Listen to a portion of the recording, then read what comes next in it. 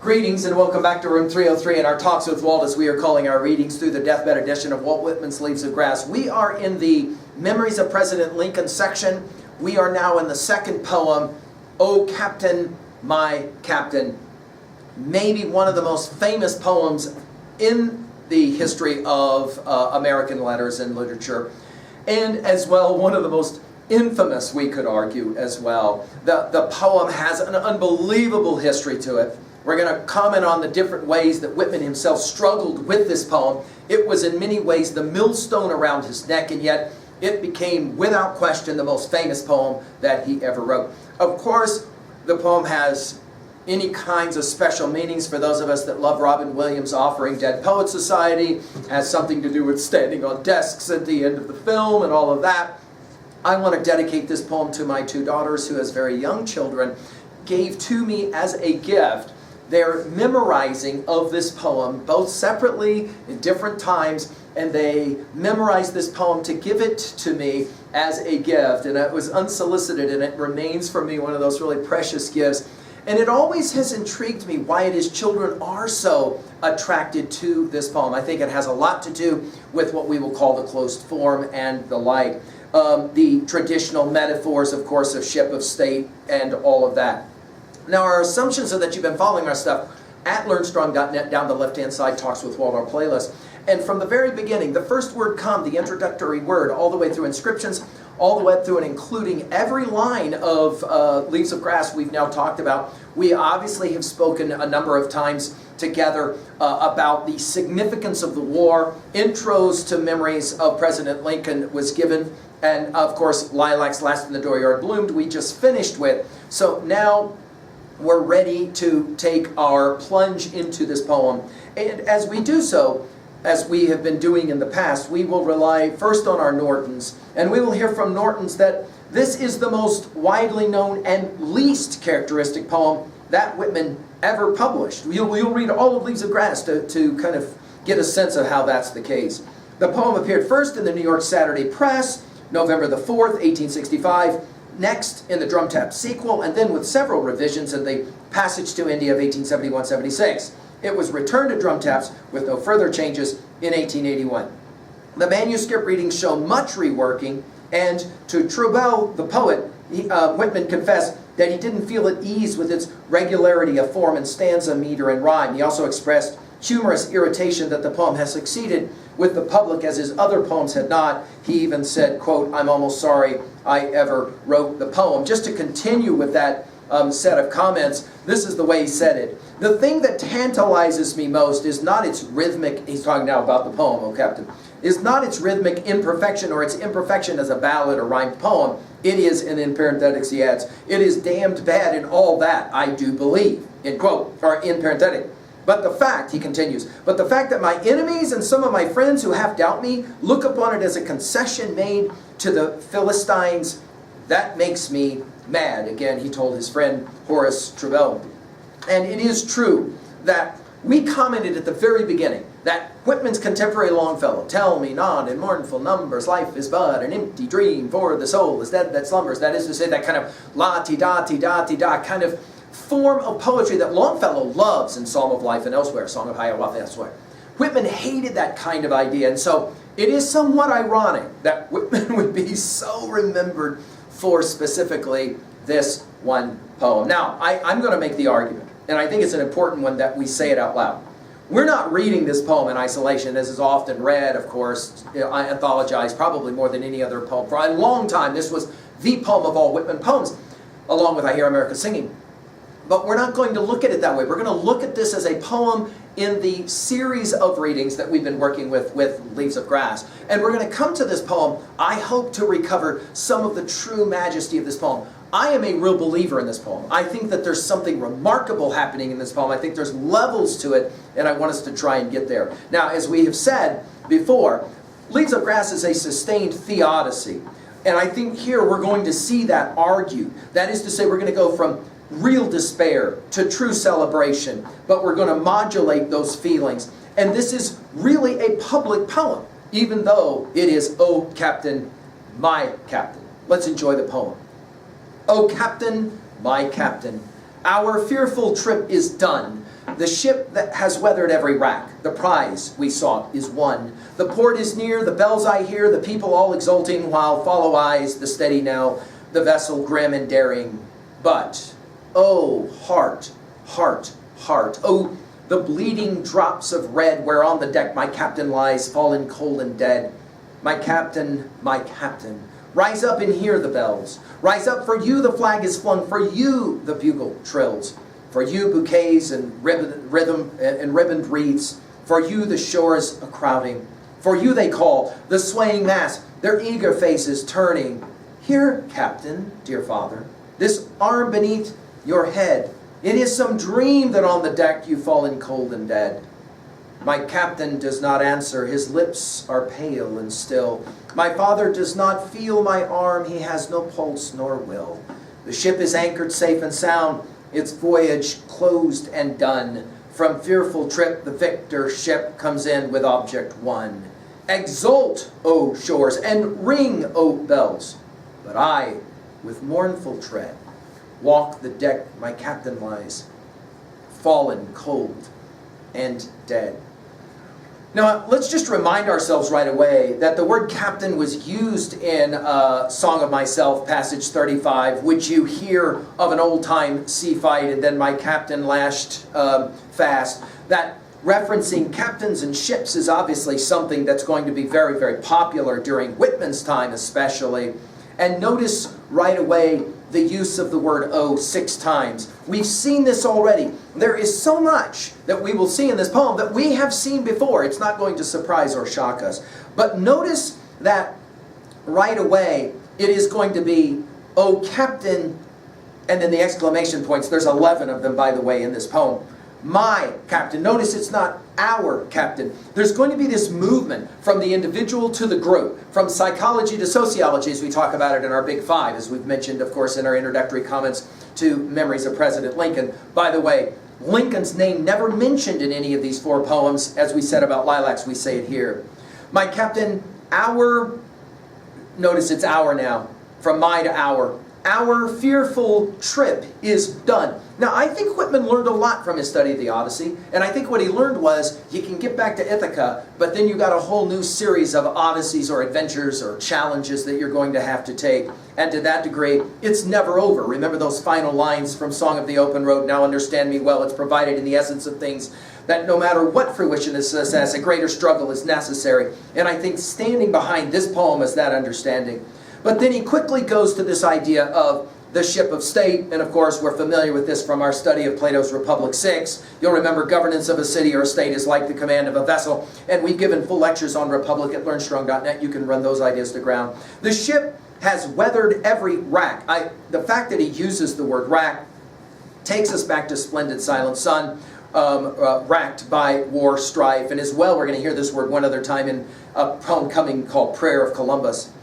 The ship has weathered every rack. The prize we sought is won. Hey, do you remember this from Open Road? I mentioned Open Road already once before. But I'll take us to this set of lines in Song of the Open Road, passage 11. Do you remember that he says it this way? "Listen, I'll be honest with you. I do not offer the old smooth prizes, but offer rough new prizes. These are the days that must happen to you." And we've, of course, exegeted that in detail. I love the use of the word prize here. The prize we sought is won, victory, right? In other words, high five. We've done it. The war is over.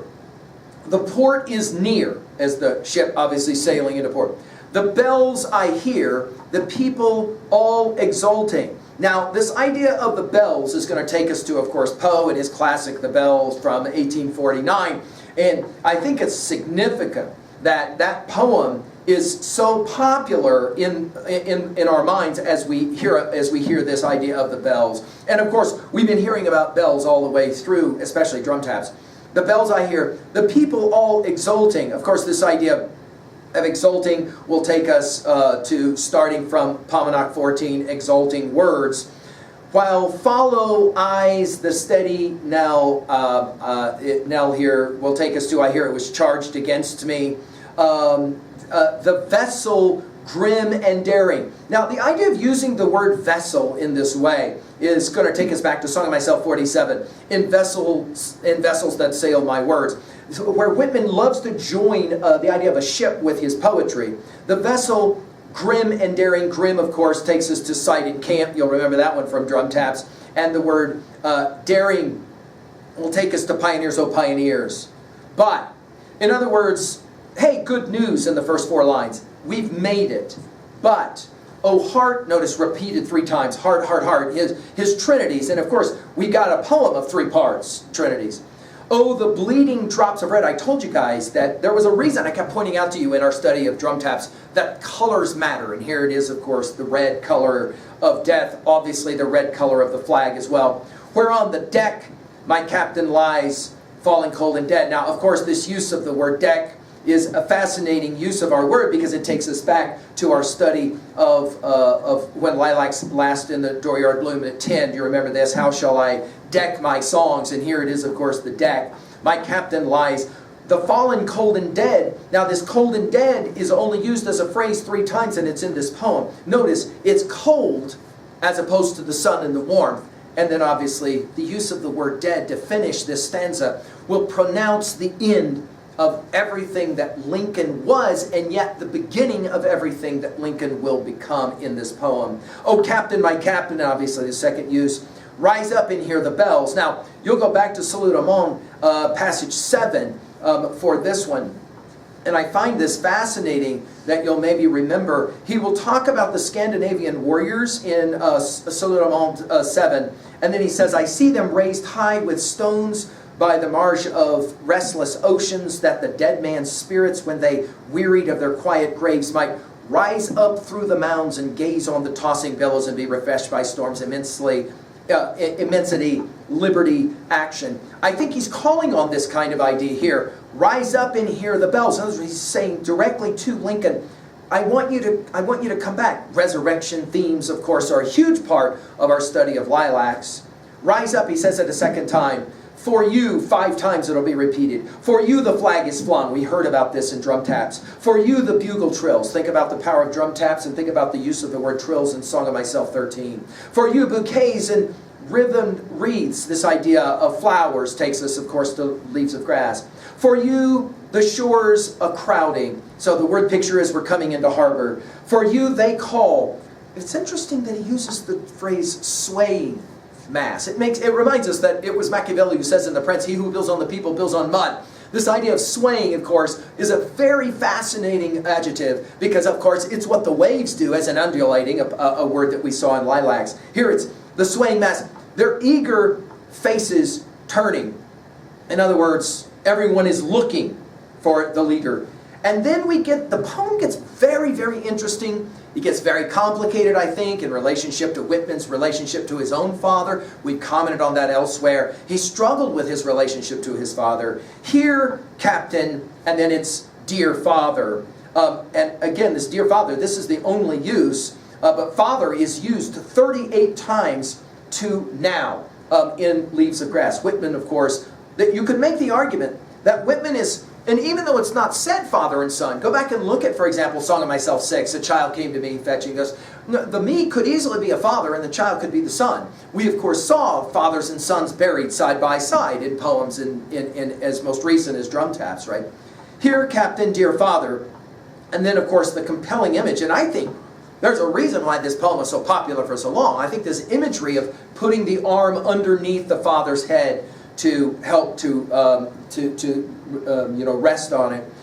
Here, captain, dear father, this arm beneath your head. It is some dream that on the deck you've fallen cold and dead. And again, the use of the word deck is compelling, I think. It takes us back to Lilacs 10. How shall I deck my songs? I think it's significant that he uses the word dream. I think it's significant because we've seen this done already in Leaves of Grass a number of times. These musings, these dreamings. In other words, I'm just in a bad dream that I'm about to wake up from and everything is going to be okay. But then the third stanza, of course, will begin again with my captain. My captain does not answer. And we're going to get to this my 4 times with the I making it 5. My captain does not answer. His lips are pale and still. His use of the word pale and drum taps we've already commented on. I argue that T.S. Eliot learned how to use the word still from his study of Whitman. You'll remember at the conclusion of East Coker, we must be still and still moving into a different intensity and all of that. His lips are pale and still. My father does not feel my arm. And then, of course, he has no pulse, nor will. In other words, Lincoln can no longer help us do the things we have to do going forward. The ship is anchored. Notice before we're coming into port, the port is near. Now, the ship is anchored, and then he uses a phrase, safe and sound, which is, of course, a throwaway phrase in Whitman's day, because they all know that this is going to come from Shakespeare's classic play comedy of Errors, Act 4, Scene 4. And I think that's significant that he borrows from that play. Whitman's readers of that day would recognize, oh, safe and sound, that's Comedy of Errors, right, Comedy of Errors. And of course, what has been the death of Lincoln for Whitman other than a Comedy of Errors? Of course, Whitman shot watching a play, right? So to reference Shakespeare, I think, is brilliant. Of course, we know that this safe and sound phrase is all the way back to the beginning of the 14th century out of Middle English. The ship is anchored safe and sound. Its voyage closed and done. Notice all of these words like dead and done, finished. From fearful trip, back to the opening lines. We'll finish right where we started. From fearful trip, the victor ship comes in with object run. We're, again, turning back to the opening lines of the poem. Exult, O shores, and ring, O bells. Again, notice the exclamation point. But I, with mournful tread, walk the deck. My captain lies falling cold and dead. Of course, walking has been central to the poetry project of Whitman. I mean, go back to, obviously, our reading of Song of the Open Road is kind of proof of that. Well, what are we going to do with this very, very famous poem? I think at 2A that we're arguing here that great victories often only come with great sacrifice. And I think as well that sons in the end have to tend to their fathers. I mean, this takes us back to Tennyson's Ulysses. This is my son, mine own Telemachus, to whom I leave the scepter and the isle. That is to say, the sons remain, the father leaves, and the son has to figure out how to extend or transcend and include and move beyond. At 2B, I'm amazed by the power of echoes from the early lines in Leaves of Grass. When you read all of Leaves of Grass to get to "Oh Captain, My Captain," I think it is a more worthy poem than many have seen it as just silly sentimentalism and all of that.